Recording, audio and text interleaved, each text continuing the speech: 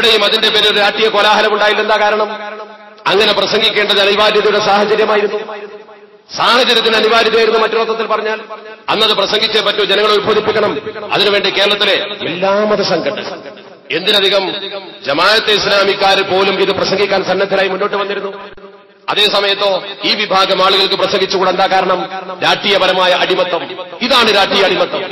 സമത്വ കേരള ജമിയത്തിലും എവിടെയാ രാഷ്ട്രീയ അടിമത്തം നടത്തിയത്? സമത്വ കേരള ജമിയത്തിലും പറയാനുള്ള സമയത്ത് പറഞ്ഞിട്ടുണ്ടല്ലോ, നിങ്ങളുടെ രാഷ്ട്രീയ ലൈൻ എന്ന് പറയുന്നത് നേരത്തെ പറഞ്ഞ കാര്യം അതുപോലെ തിരുത്തല. ഇവർ തന്നെയാണ് കേരളത്തിൽ പറഞ്ഞത്. ഇവരെ സമുദായത്തിന് ഏറ്റവും അപകടകാരികളായി കാണാൻ ആവശ്യമായ പ്രവർത്തനങ്ങളും പ്രചരണങ്ങളും ഒക്കെ ഇവർ നടത്തിയിട്ടുണ്ട്. കേരളത്തിലൊരു BEd വിവാദം ഉണ്ടായപ്പോ ഇവരുടെ സംസ്ഥാന നേതാവിന്റെ ഒരു പ്രസ്താവനയുണ്ട്. എന്താ പറഞ്ഞെന്നറിയോ? സമുദായത്തിന് നാണക്കേടുണ്ടാക്കിയ വിദ്യാഭ്യാസ മന്ത്രി രാജിവെക്കണം. UDFന്റെ വിദ്യാഭ്യാസ മന്ത്രിയെ കുറിച്ച് വന്നതിൽ പറഞ്ഞൊരു വാചകം, മന്ത്രി രാജിവെക്കണം എന്ന് പറയുന്നതിൽ എത്ര ഗൗരവമുണ്ടെന്ന് എനിക്ക് തോന്നുന്നില്ല. ആർക്കും പറയാം, സാധാരണ പറയുന്നത്.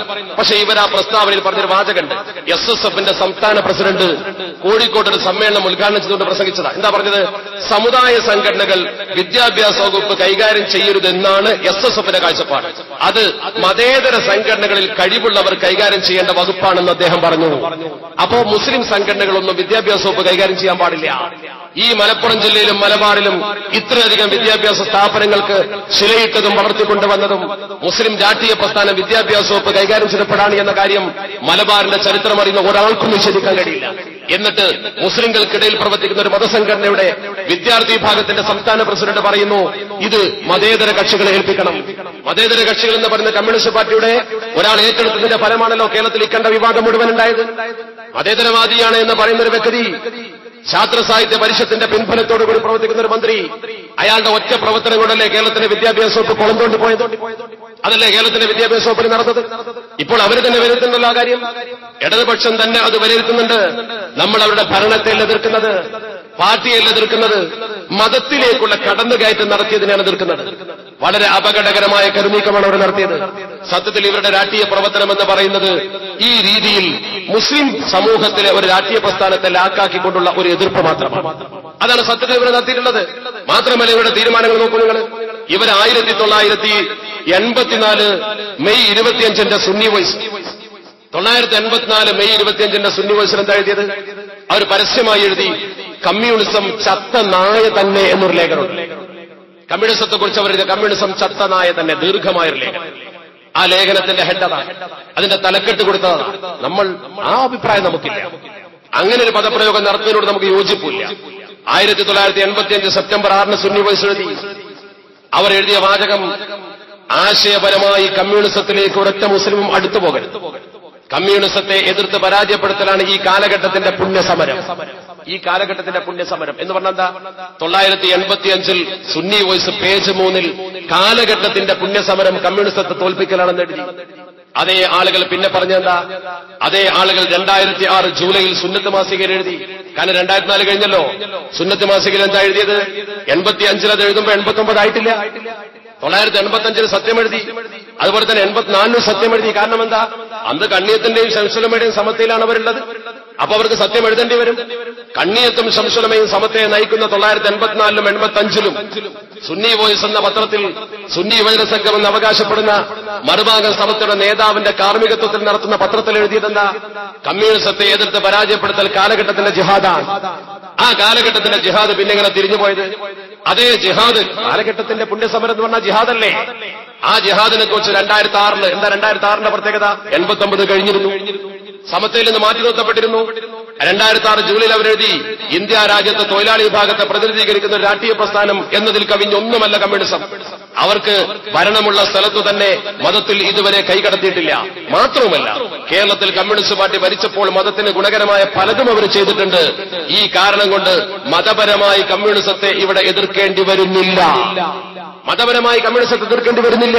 85 പറഞ്ഞതോ കമ്മ്യൂണിസത്തെ എതിർക്കലാണ് കാലഘട്ടത്തിന്റെ ജിഹാദ്. 2006 പറഞ്ഞതോ ഇവിടെ കമ്മ്യൂണിസത്തെ മതപരമായി എതിർക്കൽ നമ്മുടെ ബാധ്യതയല്ല. എന്താ രണ്ട് നമ്മുടെ വ്യത്യാസം? ജമാഅത്തെ ഇസ്ലാമിയുടെ അതേ വ്യത്യാസം. ജമാഅത്തുകാരെന്താ പറഞ്ഞത്? വോട്ട് ചെയ്യൽ ശിർക്കാണ്. തെരഞ്ഞെടുപ്പിൽ വോട്ട് ചെയ്യാൻ പാടില്ല, മത്സരിക്കാൻ പാടില്ല. ഇപ്പൊ പറഞ്ഞതോ മുന്നണിക്ക് വോട്ട് കൊടുക്കാം, മൂല്യമുള്ളവർക്ക് വോട്ട് കൊടുക്കാം, വേണമെങ്കിൽ പാർട്ടി ഉണ്ടാക്കാം. ഇതാ സുന്നഹദോസ് സംവിധാനമാണോ? ഒരിക്കൽ ഹറാം എന്ന് പറഞ്ഞ കാര്യം പെട്ടെന്ന് ഹലാലാവുക, ഒരിക്കൽ ശിർക്ക് എന്ന് പറഞ്ഞ കാര്യം വളരെ പെട്ടെന്ന് തൗഹീദാവുക? ഇതല്ലേ ഇവരും ചെയ്തത്? കാലഘട്ടത്തിന്റെ പുണ്യസമരമായ ജിഹാദ് 2006 എങ്ങനെ ഇങ്ങനെ കമ്മ്യൂണിസത്തെ എതിർക്കുന്ന ബാധ്യതയില്ലാതായി? എന്താണ് അതിന്റെ കാരണം? ആ മനഃശാസ്ത്രമാണ് നമുക്ക് മനസ്സിലാവാത്തത്. എന്നിട്ട് ഈ മനഃശാസ്ത്രം വെച്ചുകൊണ്ട് സമൂഹത്തോട് എന്താ പറയുന്നത്? മഞ്ചേരി തെരഞ്ഞെടുപ്പിലും ഇപ്പൊ പൊന്നാനി തെരഞ്ഞെടുപ്പിലും മലക്കുകൾ ഇറങ്ങി വോട്ട് ചെയ്തിട്ടുണ്ട് എന്നാണ്. മലക്കുകൾ ഇറങ്ങി വോട്ട് ചെയ്തിട്ടുണ്ട് പറയുന്ന ആള് കമ്മ്യൂണിസ്റ്റ് പാർട്ടിയുടെ യോഗത്തിൽ പോയി പ്രസംഗിക്കുക. ബദറിൽ മലക്കുകൾ ഇറങ്ങിയതുപോലെ. ബദറിൽ മലക്കുകൾ ഇറങ്ങിയത് ശത്രുപക്ഷത്ത് ആദ്യം മനസ്സിലാക്കിയത് ഇബ്ലീസാ. പറഞ്ഞോൻ ഇബ്ലീസാന്ന് ഉറപ്പാ. പറഞ്ഞോൻ ഇബ്ലീസാന്ന് ഉറപ്പല്ലേ? ശത്രുപക്ഷത്ത് ആ രംഗം ആദ്യമായി നോക്കിക്കാണുന്ന ഇബ്ലീസല്ലേ?